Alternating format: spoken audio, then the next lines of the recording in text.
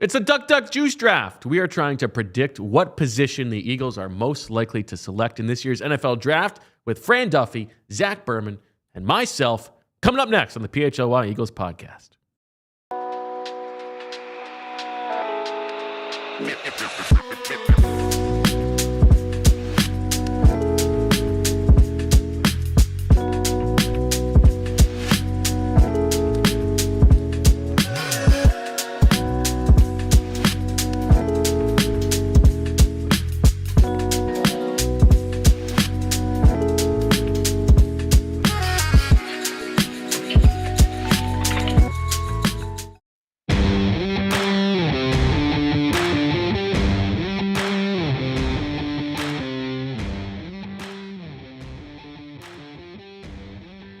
Hello, everybody, and welcome to the PHLY Eagles show on a beautiful March Madness Thursday. Bo Wulf, Fran Duffy, Zach Berman here to talk about the Eagles, what we think they might do in the draft, what else is going on in the world. Fran, good to see you. How you doing?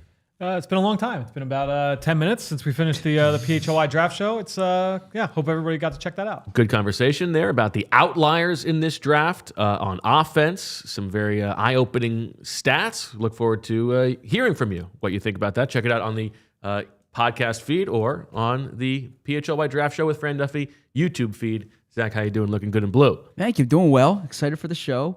I had to, admittedly, go back to last year's Duck Duck Juice to remind myself what the game is. I knew it was a game that I played. I couldn't put together which game it was, and I was like, oh, this is a fun game. I like this one. It's a good one to do at the onset of the. Yes. It's like sort of marks in this show the beginning of let's just talk about the draft every single day, basically.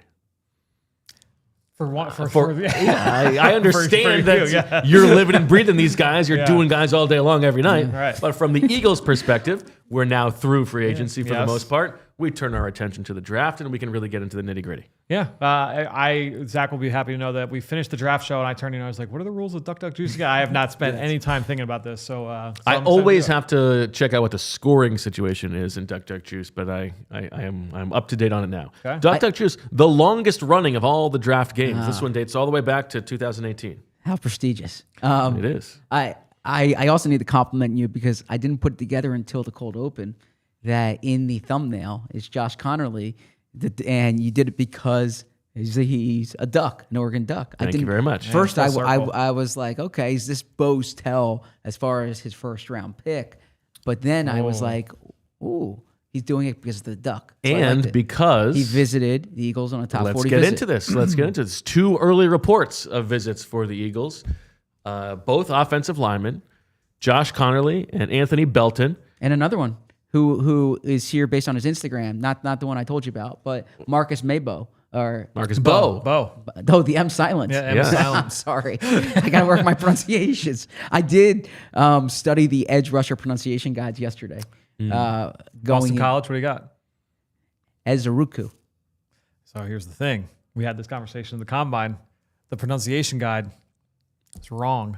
Is that right? Yeah. Okay. So we had a family member of Donovan Ezeraku reach out and say, I work with his aunt. His aunt confirmed the pronunciation because everyone else was going Ezeraku. Yes. And I was like, but the pronunciation guide says this. Yes. It's Ezeraku. That's awesome that the aunt watches. Hey. Number one, and I will get that correct from here on out.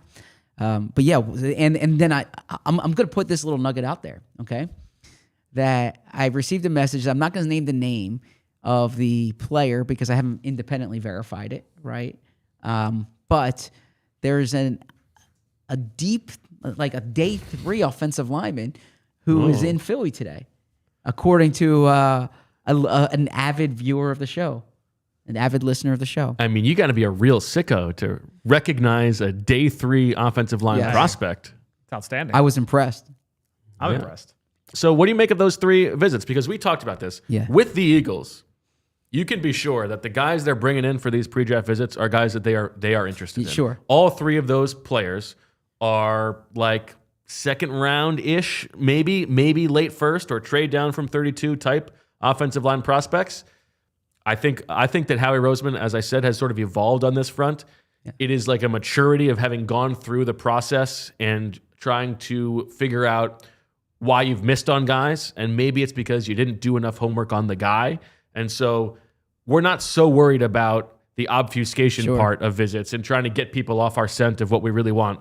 We're using this time to get to know these guys so that we can make the best bets that we can. So what do you make of them bringing in 3 offensive linemen here? Well said. Well, first off, as you've been all over this, and this isn't giving anything away for the show, because I imagine we'll all have offensive tackle pretty high up, is this is a position that the Eagles will and should prioritize this year, in the sense that they don't have depth right now. They just lost Fred Johnson. We talked about Darian Kennard on yesterday's show, but swing tackle is an important spot. They have a 34, 35-year-old offensive tackle.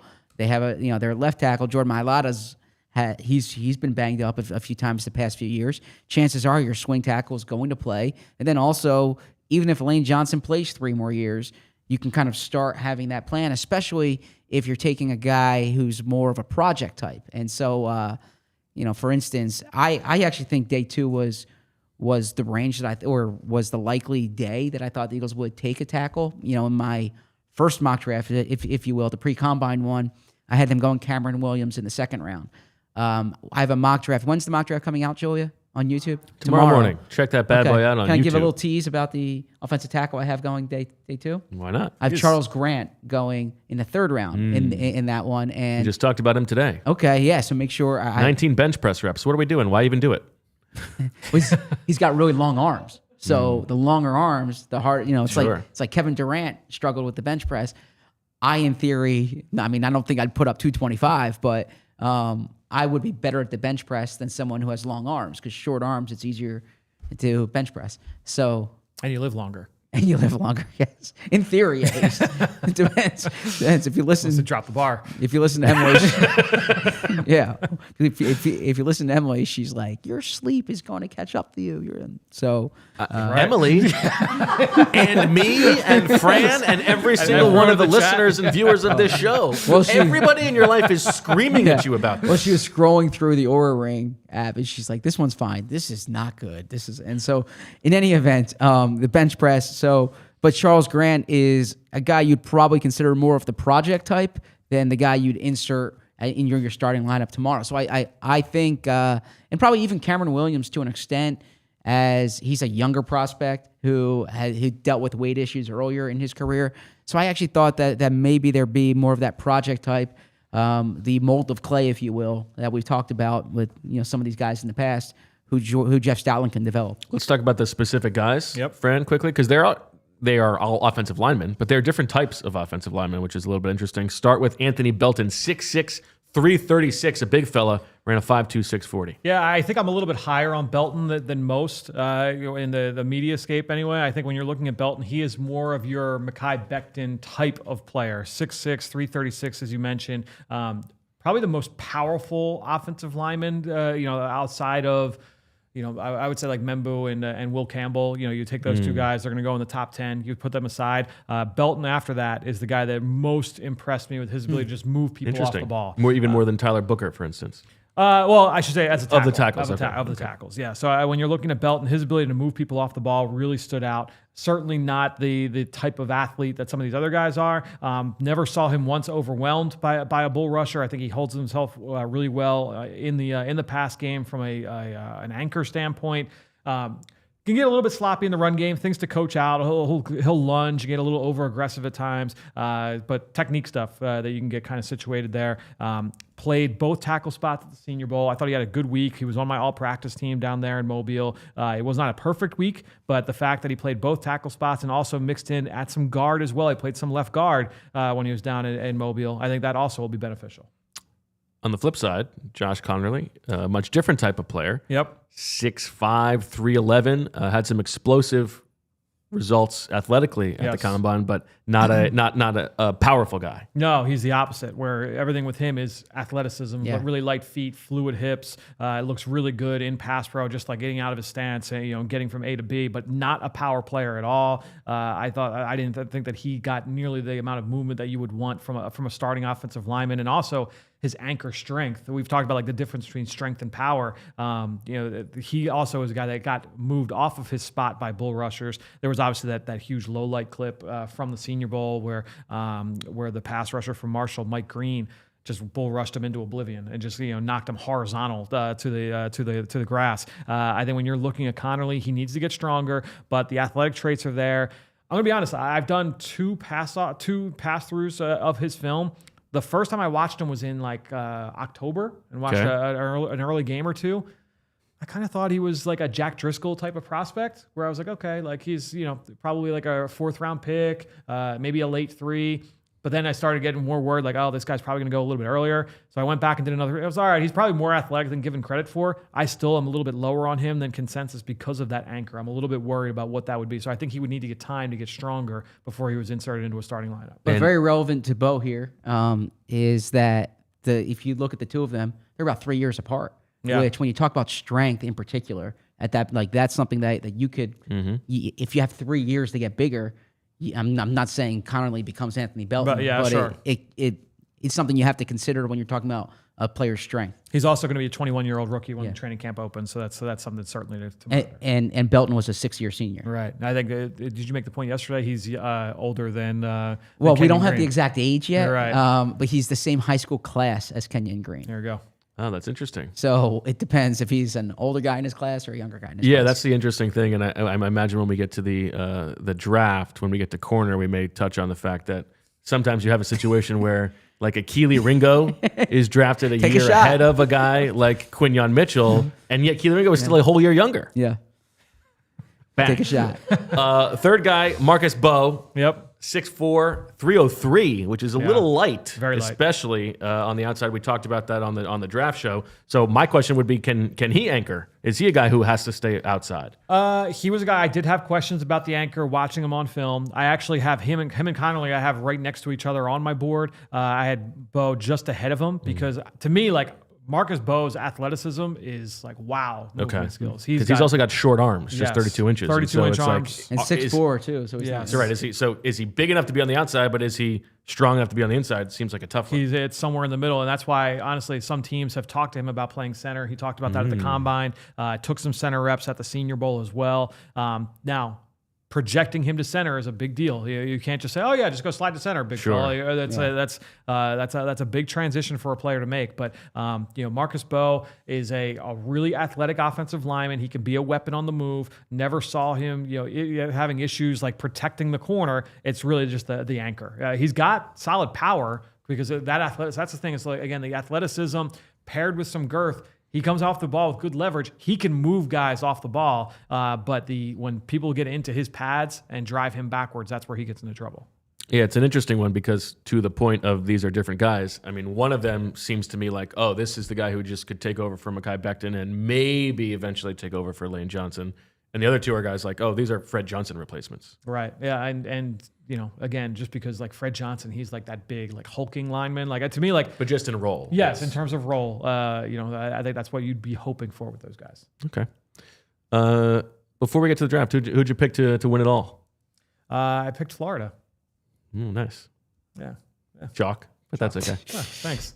I have not. So I am unapologetic in my. I have not watched. I think I've watched like a quarter of college basketball this year. I've watched very little, so I've got nothing. It's good to know because they don't do quarters in college basketball. Yeah, so I'm thinking in terms of quarter of a you know game. what I mean? Yes, you know what I mean. I understand what I've you mean. watched very little. Hopefully, all of the sickos in the chat signed up for the official PHLY Eagles bracket contest. I got to comb through the names. I'm sure there are some good names in there.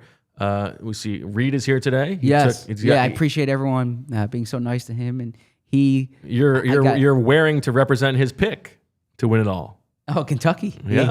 Yeah. He likes Kentucky because they had Reed Shepherd on the team last year, and that was a Reed, nice. even though Reed Shepherd's not on the team anymore. That's good. But Reed loves our studio. Like, he is, when he found out he could come in today, it made his day. I was trying to do work earlier, and I was at the house with him, and he's like, when are we going? When are we going? When are we going? And I'm like, all right, we're just going to go now, okay?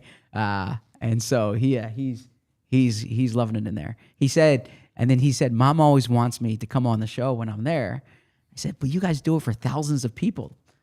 And I was like, yeah, that's the job, man. That's the gig. So there you go. You got to get used to it early. Jane picked Michigan because there's a girl in the neighborhood who is named Imogen, and she thinks Michigan sounds like Imogen. Seems like okay. Michigan over Mississippi State because one Mississippi.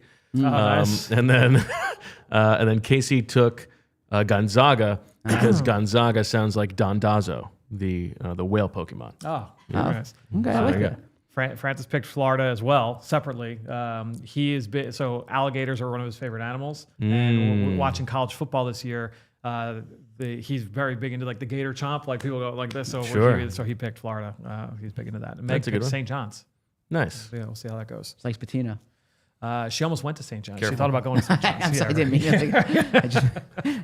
Yeah. Yeah, she thought about going to St. John's coming out of high school.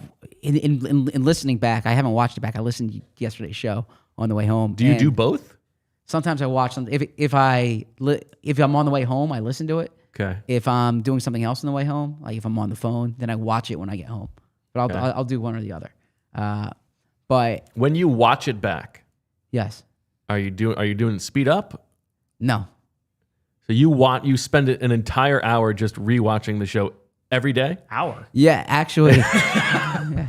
Emily can tell you she's like she gets frustrated at me sometimes when I watch this because I'll have like certain like I'll beat myself up over things that happen in the show. Yeah. I mean, Oh, listen, but I don't think that is the best use of your time. but hey, I Given like everything else that you also want to do. Yeah, but Brendan Quinn. What I was saying is Brendan Quinn's point yesterday about like the coaches in college. I thought it was a very good point. It's Yeah, a great it point was. because it is true. Like you name any of these teams in the tournament, I'll tell you Yeah. their coach, but I can't tell you everyone's starting five. So Yeah. I mean, highlight of yesterday's episode for sure was your reaction to, was it Matt Rogers? Is that his name? no, Matt Brady. Matt Brady. That was the highlight. Absolutely. He was an assistant on the 2004 St. Joe's team. Of course. As if That's that, a big- as if that explains. That's a big deal in Philly. Remember him at Marist? Remember him at JMU? I did actually know he was at High Point though. Yeah. Flex. That doesn't surprise me. That's good. You got all kinds of Philly knowledge. Give us your top three. I guess we've already talked about the Philly-based prospects in this year's draft, but who are your three favorites? In the NFL draft? Yeah. Well, obviously Abdul Carter number one. Denzel.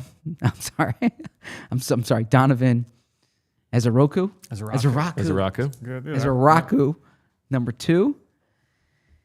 And then who shall I go Fran, with? do number yourself three? a favor and watch back the Aziz Ojolari press conference from Correct. yesterday morning because we only get one question. Zach used his question to Aziz on.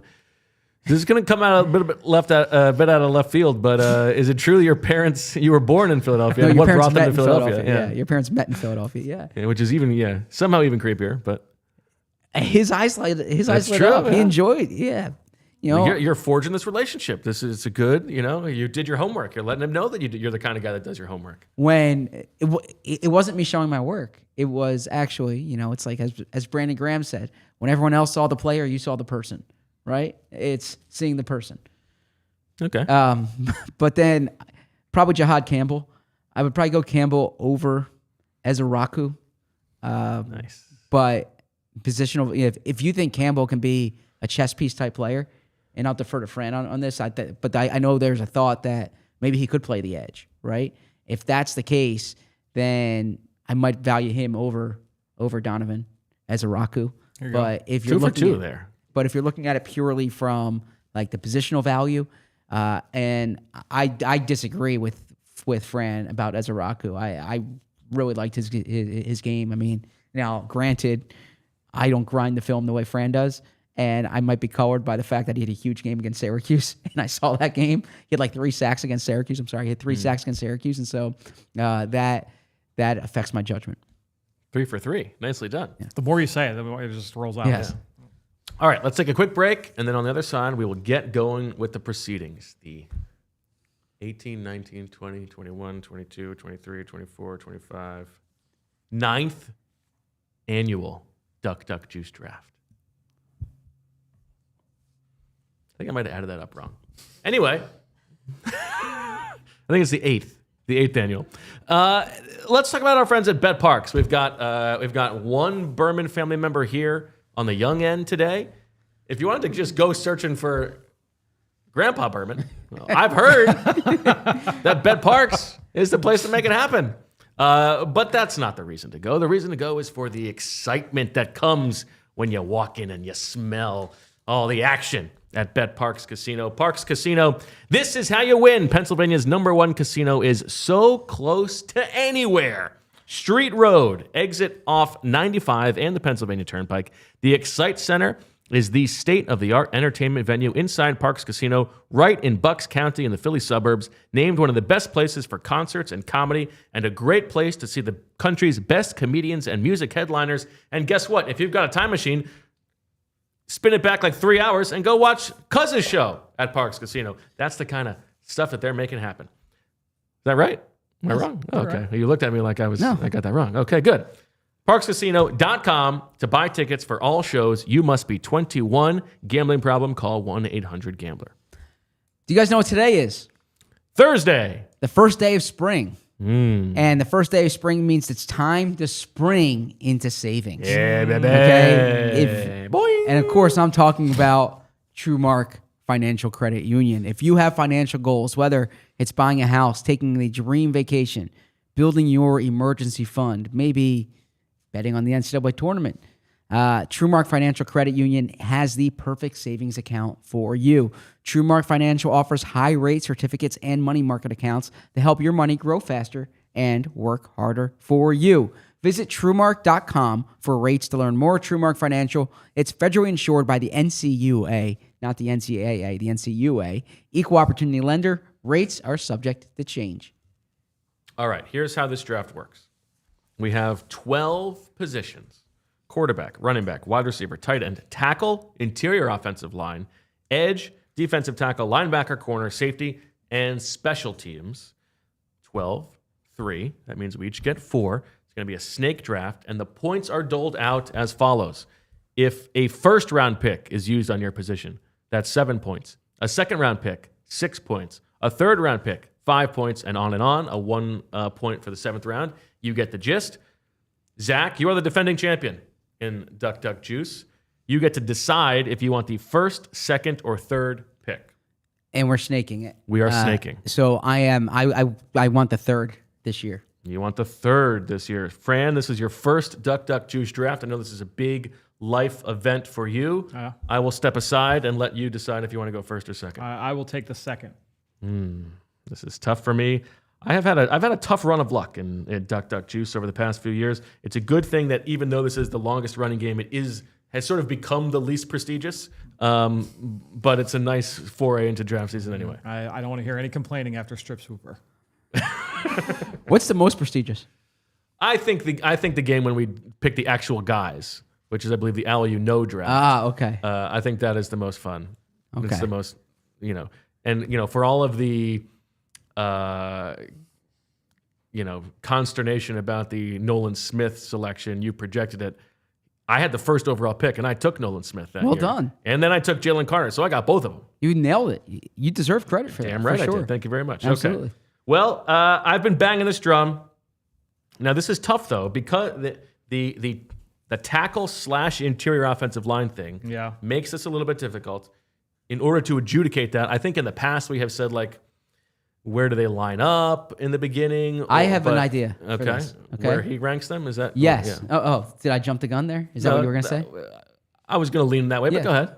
Well, Fran has tackle guard and then guard center. So depending on Fran's classification. I think that is probably the right way to do it, unless there is some They say something. They say something like we're drafting him as a center. Marcus Bowe, for instance. Like we can allow the facts to present themselves. But like when they announced Van Sumeren as a fullback. Something like that. They're showing their hand. No, it would work out better if someone could end up with both, and then we don't have to worry about it. But that's a story for a different day.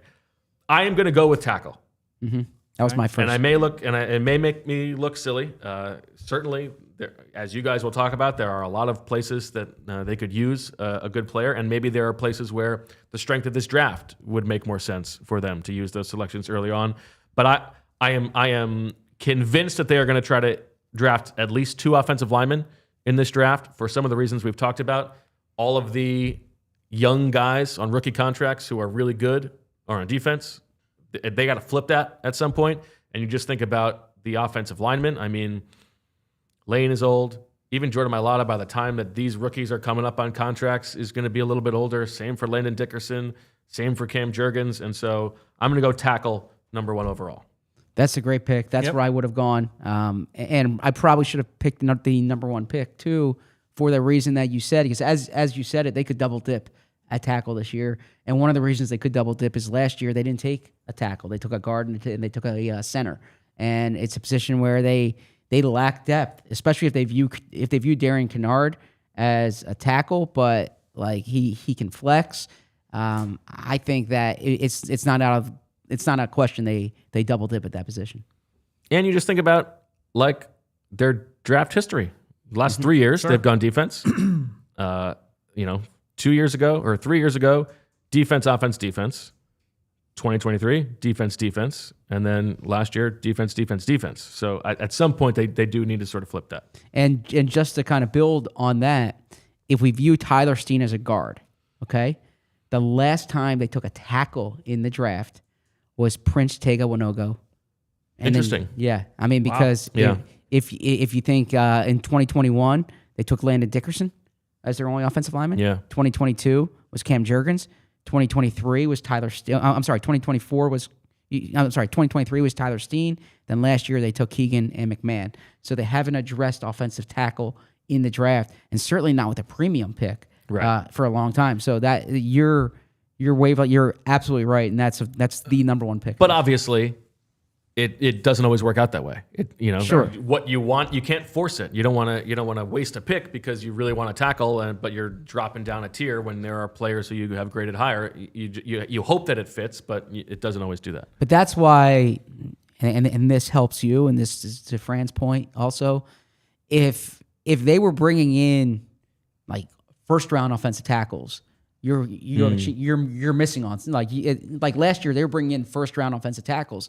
And those guys didn't fall, right? This year, if you're bringing in day 2 offensive tackles, chances are... Yeah, like they're committed to at some point drafting somebody, right? So there does seem to be a bit of a low floor here. It may not be the first pick, but at some point, I would imagine they address it. All right, Fran, you get the next pick.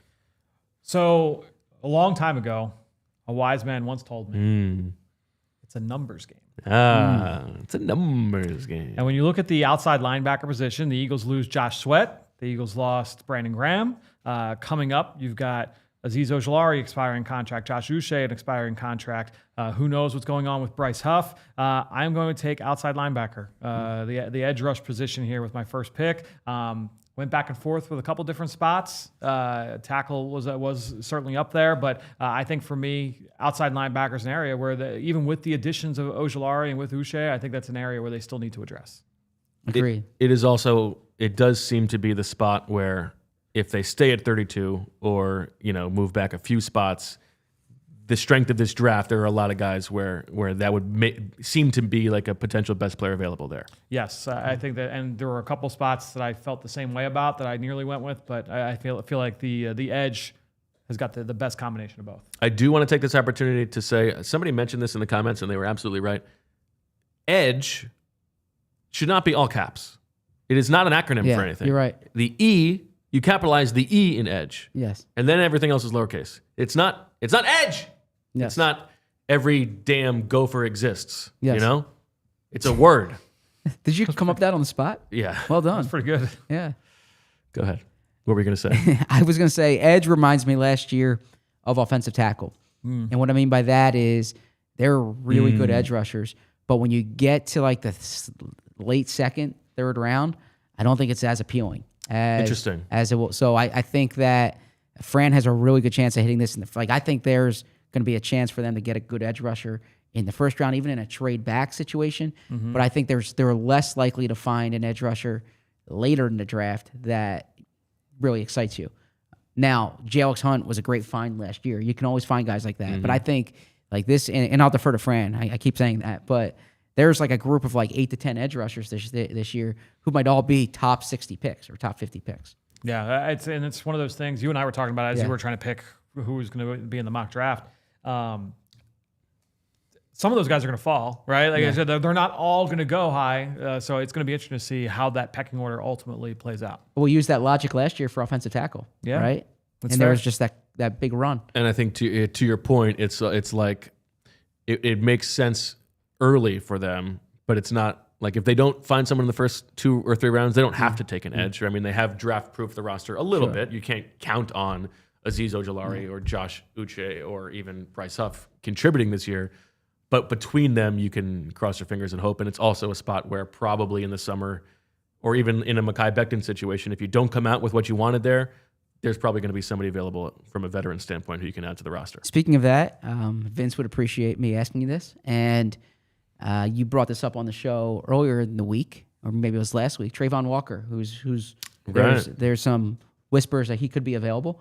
Do you think that's still something the Eagles would be interested in, or do you think, given that the cap hit he would take on, because it's a little too expensive at this point? Yeah, I mean, probably, right? Especially after the Ojulari signing. That's my what I was guess thinking. is probably not on the table, but I mean, yeah, like of anybody they could add, obviously, you connect all the dots, it would make a lot of sense. But I don't know how they would make that work in terms of all the other room that they want to create. right. Yeah, he would count $11.8 million or $11.9 million against the cap next year because you take on the full salary. This year or next year? This year. This upcoming year. Yeah. This year, yeah. Right. And so... Yeah, that gives you no wiggle room. Yeah. Yeah. Although, no, his guaranteed salary is $5.8 million. So then would the Jags take the bonus? Yeah, that's so they would only. I don't So know it'd be 5.8 against the cap. Mm. All right, that's a little more doable. Would you? I thought it's interested because I was thinking about Kyle Pitts, who you're taking on the whole 5th year option, right? This year you're only taking on the guaranteed salary, so 5.8 changes things. That's interesting. He's still young. Have to look at. Yeah. If that's I actually would what it personally love that because I love Trayvon Walker. But is. Okay. Good to know. All right, Zach, you're up. I'm gonna go defensive tackle. yep. So this has gone 1, 2, 3 for me so far. Defensive tackle is my 3rd, and it's a good D tackle draft class. I understand the Eagles don't necessarily need a D tackle right now. I mean, I think they can play with their depth chart as it is. They got 3 guys who they can play with, but they lost Milton Williams, Jordan Davis. We don't know if they're going to pick up his 5th year option. I think that I think that's a value position, and then it's an organizational priority. And there's some really good ones available, and it could be in that range that the Eagles are looking at. So I think 1st round or 2nd round, this could hit. Yeah, that's another position I thought of because there's a bunch of players that I feel like could be best player available when the Eagles are on the board. Walter Nolan is one I brought up there earlier on the show earlier this week. To me, he's a guy that would very much excite me at 32, and depending on which mock drafts you read, he's available in that spot. Yeah, it's also. I mean, you can't really go wrong just picking a line of scrimmage player for the Eagles, right? Yep. Like, because even if there's not a guy that they like in rounds 1 or 2, they're always going to take an upside swing on a guy like Moro Ujumba if he's available on day 3. Yeah. Yeah. And so, do you think nose is a spot they need to look at, or do you like if It's a good question. a Dayon Walker or I don't want to say Kenneth Grant because he's a 1st round pick, but Maybe. Yaya Black? There's some YA. YA Black? Yeah. Not Yaya? Not Yaya. I know. Not Yaya. It's I actually Yaya will be more fun. Yeah. Maybe we'll tell him that. Tell his parents that. I actually don't want to tell him that. He's got long arms. He can mess with me. But, yeah. No, but it's a good. I mean, it's a great defensive tackle class. Yeah. So my guess is at some point they're gonna be dabbling in those waters. But it's a good question to wonder if you think they need to if we think they feel that they need to backfill Jordan Davis in possible preparation for losing him. Yeah, potentially, I think that. I mean, they like what they've got from Thomas Booker this year in that role. He is not that big, though. No, he's not. He's a different kind of player from a body type standpoint. I honestly just think it would be more along the mold of Milton Williams, Moro Ujumba. Yeah. I think that's the type of player I think that they'd probably want to add more so. All right, Zach, you are back on the clock. We're gonna have a fun Deion Walker conversation in the in April. Debatable. Okay. You'd be surprised. This is a guy I really like. He was awesome 2 years ago in college. Awesome. A little down year this year. Who is he for the Deion Walker is a mammoth of a man. Incredible athlete. Like 2 years ago, he's from Kentucky. He's 6'7", 340. Something like that. Yeah. And he was playing off ball at times 2 years ago, like dropping. in the coverage. And That's what you're drafting him for. you're not drafting that shows you his movement skills. Yeah. 3-year player. He's like 21 years old, and he's from the Jordan Davis. Like, there aren't people in the world like this. And so I'm shocked that you see him in like 3rd round, 4th round range now, when if you look at the 2 early mock drafts going into the season, he was like a clear top 20 pick. You are back on the clock. Back on the clock. I don't love this pick here, and I wanted 3 for this reason. But then, as we talked about, kind of duplicating, or double dipping, this is a spot where they won't double dip. But it's a spot where I do think they address, and that's tight end. I'm going tight end 4 here. I think you're getting a nice floor here. Yeah. You're going to hit this somewhere. Yeah. Exactly. They haven't taken a tight end since Grant Calcaterra. He's the only tight end that they've taken since Dallas Goedert. This is a spot where they really need to think about the future. I know they signed Harrison Bryant and Colin Grayson or Granson rather to 1-year deals. I don't think either one's kind of guaranteed to be part of the team. And there's some intriguing. This is considered a good tight end draft class, especially day 2.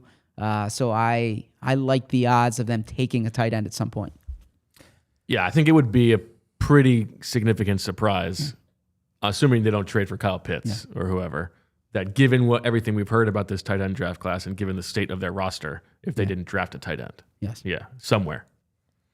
Yeah, to me, there was a clear 4. There was a clear tier of 4 in this draft. So you picking the 3rd pick made sense because you get 2 of the 4. I was really hoping you would go somewhere else to get tight end that fall to me. I think it makes a lot of sense because, again, it's Dallas Goedert contract year, but all the backups are all on 1 year. They have 1 year left, so it makes sense. Yeah, and they care about offense. Yes. All right, go ahead, Fran. Man, this is where it gets interesting. I'm going back and forth here. I think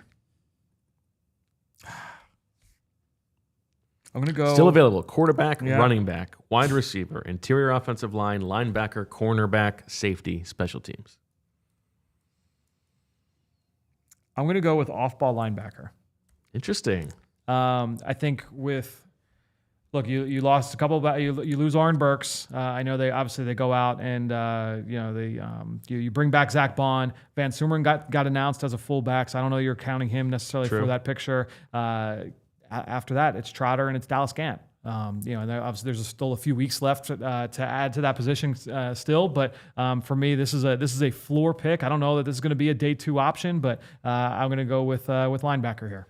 I think you're right. I think I would also be surprised if they don't add a day 3 linebacker, given all those picks, just to fill out the roster, somebody to compete, assuming they're not going to add. Now, this is also, I wouldn't be surprised if they also add a Zach Cunningham type in the summer, like they did a couple years ago, just to add some competency there. But yeah, I think linebacker is a solid floor. Go ahead, Zach.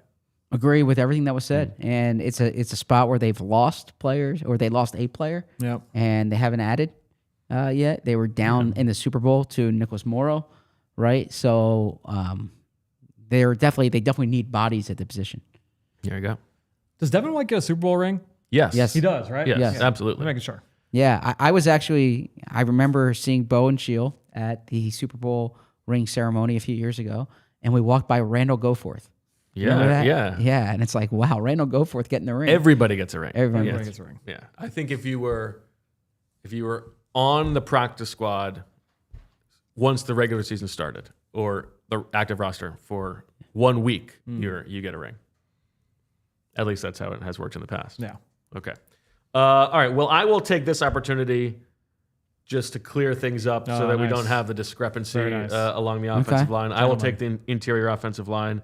I don't think I do think there's a possibility where in this draft, as we like to say on the PHLY Eagles draft show, that because the draft itself is not so strong, it's possible a guy like Trevor Booker at 32, Tyler Booker, I'm sorry. Yep. They're like, okay, let's just take the plug and play guard. I don't know that is the best use of their resources or if that's what they want to do, but I could see that happening. And so I think there's a little bit of early upside, and then it's also just if they've got enough picks on day 3, and there's an offensive lineman they like, they're gonna give Stout the shot. They didn't get anything out of Dylan McMahon last year, and honestly, I don't know that you showed too much from from Trevor Keegan either. So I think that they absolutely could choose to add some depth pieces there. Booker's intriguing, man. 20 years old, like versatile, and probably knows pizza. He's from New Haven, so nice. I've heard great. He's a big heavy guy, so he probably does know pizza too. You know what? When everyone else sees the player, I see the person. You see the pizza. That's it. All right, let's take a quick break, and then we will get back with the last 2 rounds of the 45th annual Duck Duck Juice Draft. We've been doing this draft for 30 years. You know what else has been going on for 30 years? Golden Nugget Jewelers. Golden Nugget Jewelers has operated out of the very same location for all that time in the heart of Philadelphia. And you know where that is? Downtown, right in the middle of Philadelphia, 8th and Chestnut. Customers from across Pennsylvania, New Jersey, even Baltimore and New York City have come to Golden Nugget Jewelers to find the perfect engagement ring or wedding band. We're talking about, is Devin White going to get a ring? Well, guess what? Maybe you're going to get a ring, and if you are, it's going to be at Golden Nugget Jewelers. Their staff is highly trained and dedicated to providing a personalized shopping experience with a vast selection of engagement rings and wedding bands, along with high-end watches, fashion jewelry, and sparkling diamond necklaces, bracelets, earrings, and more. You can receive a final cleaning and written appraisal with every engagement ring purchase. Golden Nugget Jewelers, family owned and operated since 1987, right there on Chestnut and 8th in downtown Philly. You deserve an expert and the best price. Golden Nugget Jewelers, where Philly gets engaged. Visit goldennuggetjewelry.com today to learn more. We'll now hear from our friends at Monarch Money because, look, there are times where maybe you are making a big purchase like a ring, but it doesn't always need to be those kind of things that can throw you into those financial, where you're kind of messing, where's all my money going, right? Maybe it's, hey, you know what, it's starting to get warmer out. Let's go to concerts. Let's go out to dinner. Let's take an Uber into the city, or let's jump on the train. Or, you know what, it's been a long day at work. Let's just order in. All of these little expenses, they start to add up. And if you don't keep track of it, if you don't have an app like a Monarch Money to help you keep tabs on your finances, it can be messy, it can be confusing. And Monarch Money acts like your personal CFO, giving you the full visibility and control so you can stop earning and start growing. It's more than your average budgeting app. Monarch Money is a complete financial command center for your accounts, for your investments, and for your goals. Don't just manage your money. Start building wealth with 50% off your first year for all of our listeners. Start managing your finances to build the life that you actually want. Monarch makes managing money simple, even for busy lives, so you can track all your spending, all your savings, your investments very effortlessly so that you can focus on what matters most, making your biggest life goals a reality. The financial stress, it's one of the top reasons that relationships fall apart. Monarch makes money conversations easier. Get control of your overall finances with Monarch Money. Use code PHLY at monarchmoney.com in your browser for half off your first year. That's 50% off your first year at monarchmoney.com with code PHLY. All right, this is tough. Now, Zach, the genius of going third is that you not only get that little back, you get the top 4, you also get, there's a real clear bottom 2, so you make sure that you don't get any of the bottom 2. But between running back, wide receiver, corner, and safety, I could convince myself either way. I think safety, certainly, you could think if they're going to pick somebody at 32, maybe that would make a lot of sense, right? You get a clear-cut C.J. Gardner-Johnson replacement. Sidney Brown can keep being the number 3. If Malaki Starks falls, maybe they sign up for that. Corner, I don't think they're going to draft a first-round corner given what they did last year, but they need some bodies there, right? I don't think Adoree Jackson is anybody's idea of a great number 4 necessarily for the long term. Running back, we hear this is a great running back draft. I mean, they got Saquon. They drafted Will Shipley last year, higher than they've ever drafted a running back under Howie Roseman. I've heard that before. Not under Howie Roseman, since Miles Sanders. I understand. Yes, okay. Which is a fact, but well, that's a fact. That's a different fact. Okay. That is a true fact. And then wide receiver, I don't know. I could see them drafting a wide receiver early, like Jahan Dotson's final year of his rookie deal. Yeah, it's not like this is something Johnny you're Wilson. on before other people. I don't know that I don't think that they would love to do that, but I don't think they're scared of it. And I think we sort of agree. We were talking before the show. We think the Eagles are going to sort of turn the knob up on the passing rate this year as opposed to the running game. Maybe that's a possibility. Now, there are more wide receivers drafted than safeties, just by the numbers. More of a likelihood on day 3, but this is tough. I'm going to go wide receiver. Wow. Over safety. Wow. I just think I'm more likely to get a day 3 wide receiver than I think if they don't draft a safety early, maybe they don't need to draft a safety. Whereas I think just numbers game, they're gonna draft a wide receiver at some point. I already semi regret it, but a shot right across. Not Aaron Smith. Anais Smith. Yeah, Aaron Smith is from Georgia this year. Anais Smith's. Right I think they would like to draft over Anais Smith. Yeah. That was a knowing. That was a knowing glance. I feel. Oh no! I think they like Anais Smith more than we do. I mean, very clearly they like him more than we do. Right. Yeah. They have signaled that all along. Yeah, I don't think an early wide receiver is as likely as we discussed off air. I think it's a fun potential pick, but I think they have internal hope, I should say, that Dotson is a contributor this year. But Dotson's entering a contract year, and if there's a good player, I think the Eagles realize that that's a position where I keep adding because players get old quickly, players move on. Wide receivers can be trade chips too. And they took 2 last year, and I don't know if either one's guaranteed to be on the roster. They don't have much depth at that spot. So I could see them. I can see them adding a receiver. I just don't think this is one that. There's not as much upside here. Whereas I think safety, you could get a 7-pointer. So I regret it already. Go ahead, Fran. All right. So for my next pick, going between 2 spots. I don't want to say the 2 spots. It's coming right back to me. I think we're going to go safety. I'm going to go safety. You obviously lose C.J. Gardner-Johnson. Avonte Maddox still on the open market. James Bradbury, they've moved on there. But you still have Reed Blankenship also going into a contract year as well. So I think at safety, that is a position too where it's a pretty good safety class. Yeah. So I could see them dabbling into those, fishing in that water a little bit earlier than we think. So I'm going to go safety there for my third pick. I was reading this morning the Athletics beat writer mock draft, which I enjoy because we always did that. It was a fun exercise, and in that draft, Brooks Cabina was trading up for Malaki Starks. But I'm not asking you about trading up for Starks, but Starks is a name that Daniel Jeremiah had him in the mock, the first mock a few weeks ago. Do you think Malaki Starks, who's in my opinion, just an awesome player? If you look at recruiting rankings, 3 years ago it was Travis Hunter, Walter Nolan, Malaki Starks. As the top guys in the country. Do you think that's a first-round possibility? Yeah, I mean, it's funny. You mentioned Daniel Jeremiah had Starks falling to the Eagles at 32 a couple weeks ago, or recently in a mock draft.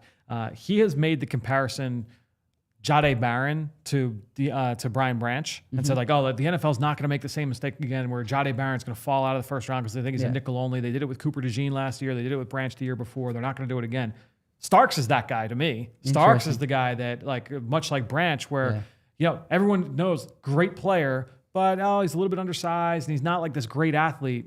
And then he falls to the second round. Yeah. That's Starks to me. Starks is a top 15 player for me, a top 10 player for me, whatever he is on that board.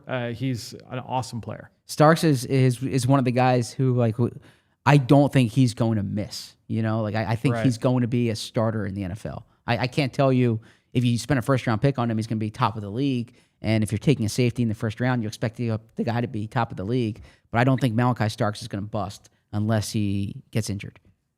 There you go. All right, Zach, you get the turn. Yeah, so then I'm going to go corner and running back here. And I'm not... For posterity's sake, which one are you taking first?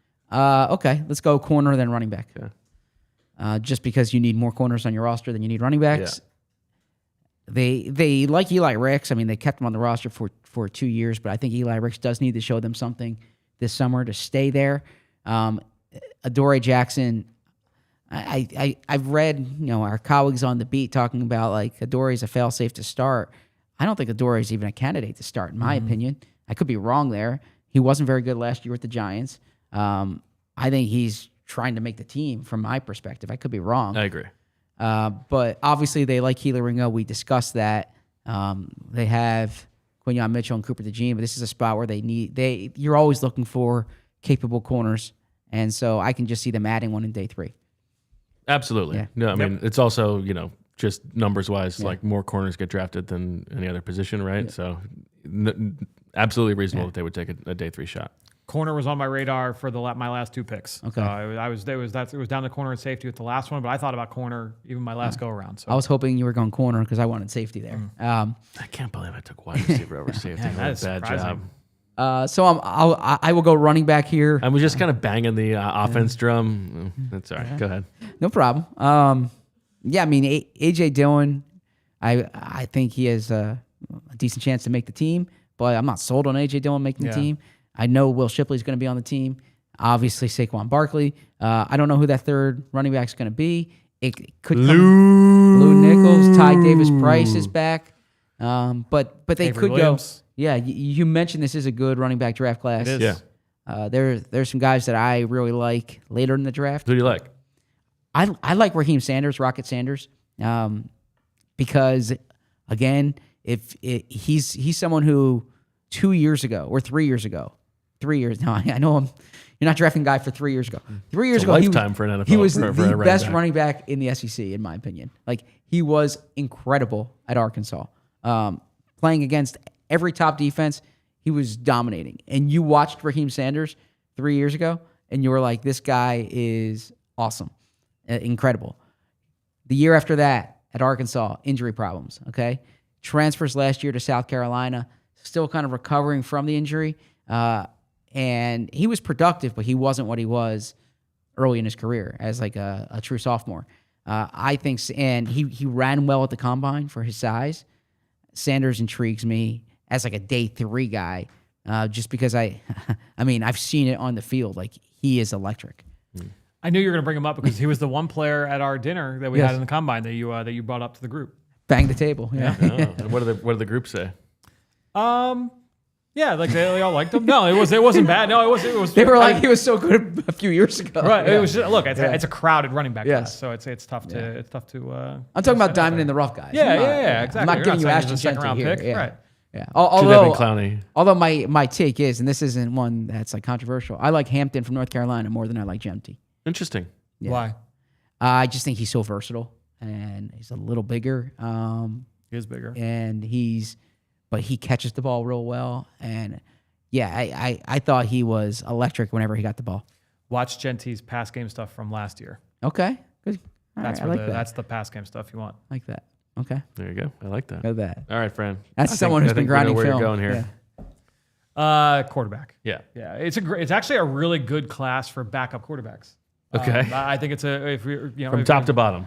Yeah, right. No, I think if there are a bunch of guys in this class that I would say, okay, yeah, like I can buy into this player as a back. And we talked about it a little bit on the draft show earlier, but Tyler Shuck, I think there's a ceiling as a decent starter, but I think a high floor as a quality backup. But then I look at some of these other guys. Riley Leonard, I feel really good about him being a backup quarterback. Will Howard, Dylan Gabriel, you start getting into Kyle McCord, all these guys I feel really good about going into the league, sticking as a backup quarterback. And then you have the other guys that are kind of the crapshoot players. So Jalen Milroe, Quinn Ewers, Jackson Dart. Like you feel good about maybe they're starting upside there, but they could also stick as backups too. I think it's a good group for backup quarterback.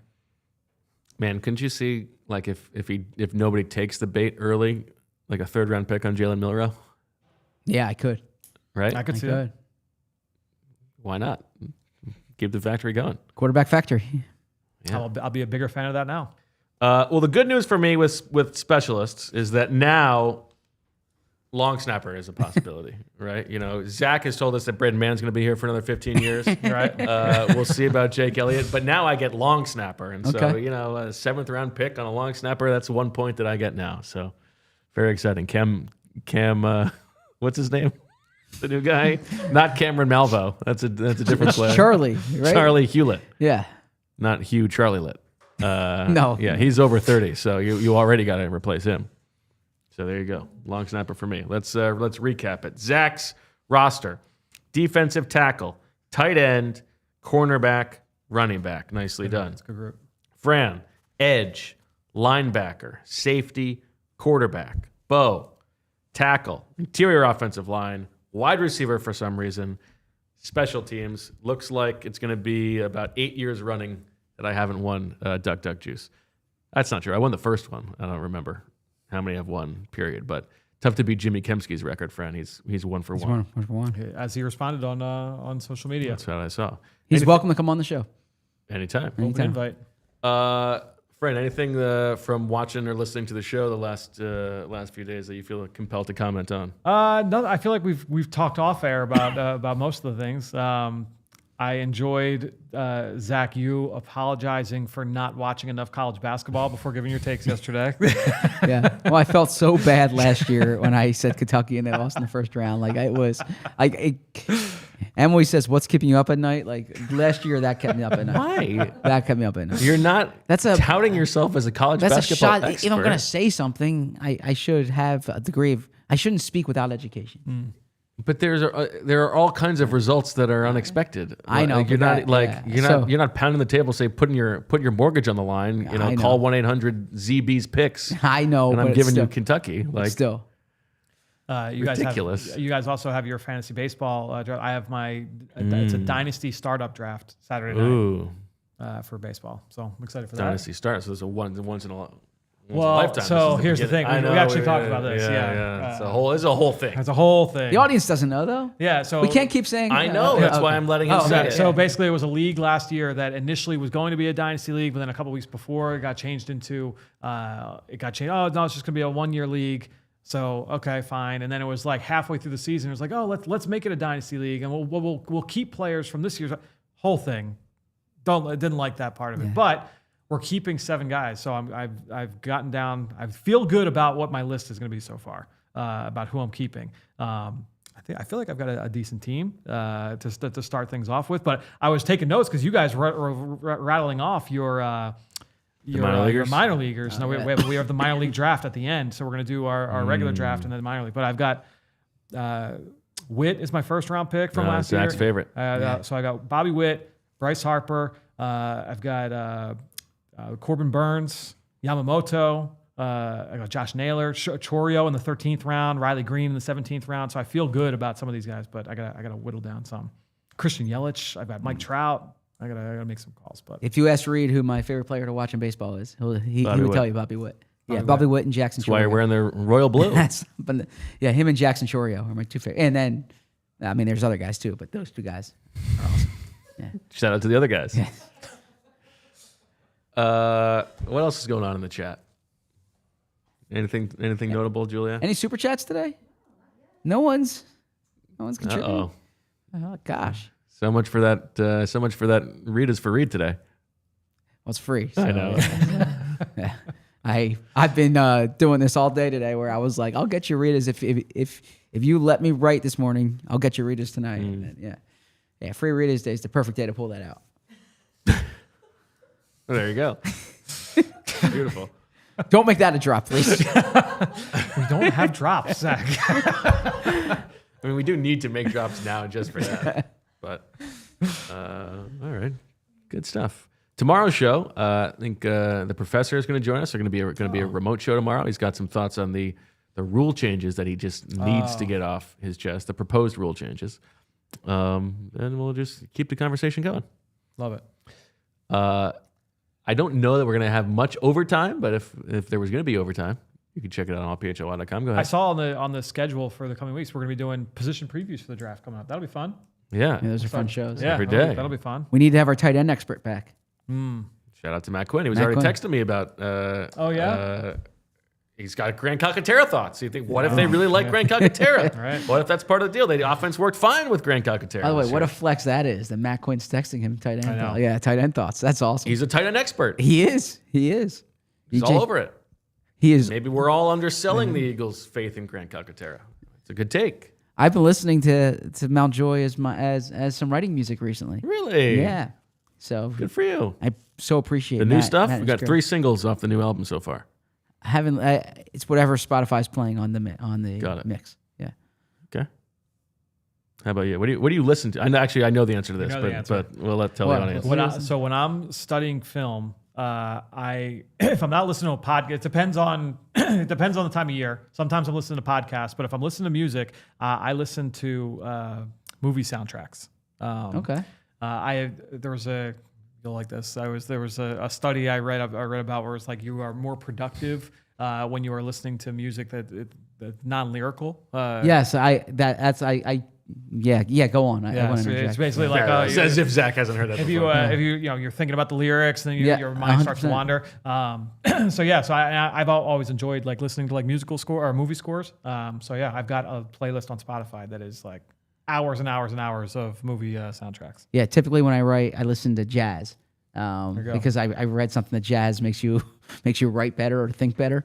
So I typically listen to jazz. I've tried it out of allegiance to Mount Joy, mixing some Mount Joy in. Nice. But for the reason you mentioned, like I can't listen. Some enterprising sicko needs to write something with advice like that that's just totally made up and see if Zach follows it. Yeah, it's true. It's like if you read something and you're like, oh, this must be true. It's on the internet, right? But that's a direct 1-to-1 to how we are, where we are right now. I listen to podcasts when I drive and when I walk. But then I'll listen to non-lyrical stuff when I'm writing typically. Yeah, it's I've been doing it now. Like that Spotify playlist is like 10 years old at this point. I'm getting a lot of questions in the chat, like in terms of like favorite movie composer. So Ramin Djawadi right now is, to me, like one of the best there is. Worked under Hans Zimmer for a long time. Game of Thrones, Westworld. He's done a couple other big projects. So I would say Ramin Djawadi. One of my favorites, Game of Thrones and Howard Shore, Lord of the Rings and Howard Shore. Howard Shore's soundtrack from those three movies, just Julia can agree, nodding in approval. Just beautiful. There we go, Julia in the chat. Howard Shore. I would say Ramin Djawadi is my favorite right now. Speaking of Spotify, though, let's pick up the Spotify comments. Let's pick up the Apple reviews. These have been a little dormant recently.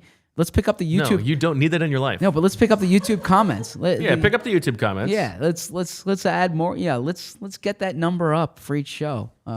Make sure you're subscribing. Make sure you're subscribing and tell your friends to subscribe.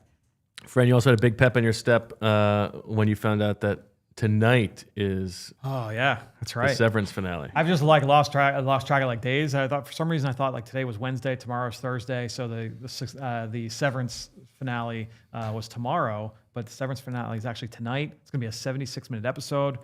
I'm very, very excited for. You think that's intentional? You think there's a message there? 76.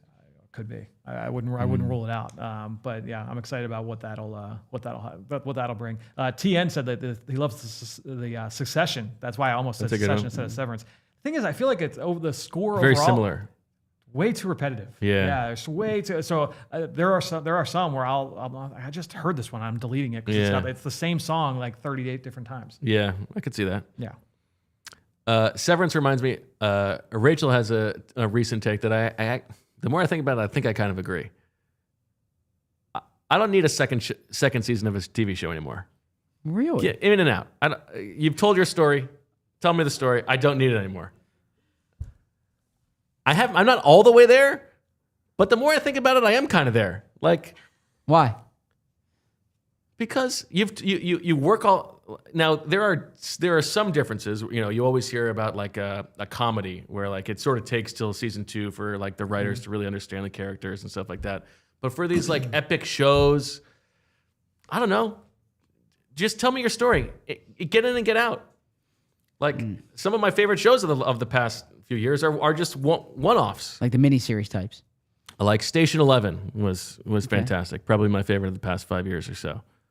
Severance, I love the first season, and I just haven't been able to work myself up to even start season 2. Is it because it's been 3 years?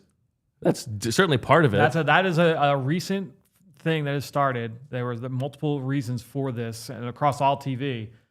I think it's going to have negative outcomes for things like this. I saw Ben Stiller said he's not going to let 3 years go by for the next one. I hope not. To Bo's point though, I like multi-season shows, but the thing is if you're late getting on, it is intimidating to start. Like if there's certain shows I haven't watched, and it's like 6 seasons, 7, and I'm like, I can't catch up to that, right? So am I going to start? And it's going to take me so long to catch up. But see, like, Because a lot of it is like, okay, like, you know, you got your best stuff, and then all of a sudden it's like, okay, well, how many seasons are we going to make? Like, we got to extend the story. We're not really telling the story itself. It's just every episode is just sort of extending things to get to the next thing. It's very difficult. That's bad, but to me, like, that's just bad storytelling by that might be impacted, whether that's the writers or the production company or the network, whatever it is. To me, like, there are so many times where I'm watching something and I'm like, man, like, this would have just been better if this was just a 2-hour movie as opposed to a show, or this would have been better as an 8-episode show as opposed to a 2-hour movie. Like, they could have stretched this out. They could have made this make a little bit more sense. I have felt that a lot over the last few years, but. Yeah. What's a show that you guys watched that when it got to multiple seasons, you just quit? Westworld. Okay. Yeah. Westworld comes up. Westworld is another perfect example. Yeah. Great one season. Season 1 was A+. Like, one of the best seasons of TV that I've watched. Season 2 started to jump the shark, and then season 3 like completely lost me. I watched it, but it wasn't good. Yeah, I used to be a completionist. I would feel like I owed it to finish the story, but I don't feel that way anymore. Mine's Homeland. I was so. That's another one. I love that first season of Homeland. Yeah, I agree. I remember, and this was pre-binging, right? Yeah. Like that Sunday night that finale, I couldn't wait for that finale. I was so eager to find out what happened, and then I watched season 2, and it just lost me thereafter. So to your point, you're invested in it, but. Yeah, I finally finished Shogun, which I liked a lot. I've heard it's good. Which I liked a lot. It took me a while to get through it, but I liked it a lot. But I don't need a second season of that. The story's already been told. I don't need that again. See, there are parts of it. Like, it's like when they did the Breaking Bad movie. Like, after there are times where I go back and I'm like, oh, it's so nice to be back in this world again. Yeah, I get that. There is that, but it's got to be with purpose. Like, there's got to be like a reason for it. Right, and not just continuing it to get through this season and then another season. Right. Now White Lotus, you would think it would be different because it's a different story, anthology. Yeah. Right, the anthology is fun. Fargo would be like that too. Yeah, right. Yep.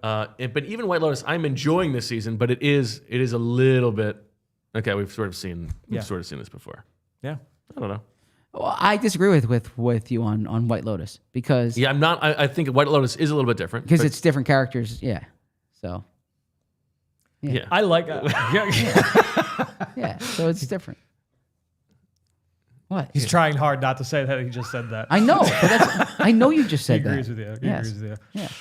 I love prestige TV, that little multiples, but I just like it when it's really good, really well done. Sure. Yeah. Okay. To rule it all out would be wrong. No, I'm not. It's not a blanket thing, but the more I think about it, what is a prestige show that has been better than season 1? Oh, I mean, Succession is actually a pretty good case. I feel like maybe like season 2 of Succession was better than season 1. Right. Breaking Bad. Yeah. Yeah. Really? You're not a Breaking Bad guy? I'm actually not a huge Breaking Bad guy. Interesting. Okay. Wow. That's one where I watched the first season. That was it for me. Breaking Bad was the show that you had to. It's like people are like, you're not going to love it at the beginning, but you just have to stick with it. That's how I felt. Here was my problem with Breaking Bad it was like every episode was like, oh boy, how's Walter White going to wiggle his way out of this jam? This is a tough one. And then by the end of the episode, he does it again. What do you know? Like, that's okay. Breaking Bad was one where it got better. I'm trying to think here. I mean, Mad Men would be up there. I saw one. There was one in the chat there I do enjoy Slow Horses. But they're like 6 episodes. Right. It's in and out. It's a little bit. Ozark, good one. Ozark fell off. I mean, look. I mean, it wasn't as good at the end. Yeah, at the very, very end. But I thought season 2 was good. I think The Wire fits that category. Yeah. Like The Wire, you have to stick with it. You got to get through season 2 was the big one. Yeah. That's the one you got to get through. Got to get through the docs. Okay, Sopranos is good, but this is a different era. Yeah. Okay. And still no super chats? Poor Zach. Not getting that. Now we know what's going to be keeping him up tonight. No, there's other stuff keeping me up at night. But not this. All right. Well, we'll do better tomorrow and get more super chats. You know what, Fran? I applaud you for not totally shaming Zach today because he's got his little tiny water bottle here, and we know that if you brought your big boy out, he'd feel terrible. Yeah. I've actually switched up my strategy on the water bottle. Really? Yeah, so I went. There was a to, good like, comment it's- in the show earlier when we had some streaming issues on the Right. PHLY draft show. Somebody said the reason it's taking so long is Fran's filling up his water bottle. That's good. I didn't see that. No, I switched from the ginormous tank to like a normal large water bottle to Okay. drink one of those in the morning and then another one in the as opposed to like, all right, just one of these in a day. I feel like I was coming short of that by the time I got to the afternoon. How many ounces you shooting for a day? Honestly, it's just all feel. I don't know. Okay. It's an art. It's not science. Good. Yeah, watch the tape. Don't. Yeah. Yeah, you're supposed to do half your body weight in ounces. That's the old. Says who? You read it somewhere. If I need to do half my body weight in ounces, then I am way short of that. No way. You're supposed to do half your body weight in ounces. Supposed to, according to who? For what? I think I read it in a Men's Health or something like that. It must be Yes. true. Okay. All right. Good stuff. All kinds of good conversation on this episode. That'll do it for this episode of the PHLY Eagles podcast. We'll be back tomorrow. And that's all we got. Enjoy the March Madness. For Julia, Fran, Zach, I'm Bo. We will talk to you tomorrow. And as always, we love you. We all silly like the mayor.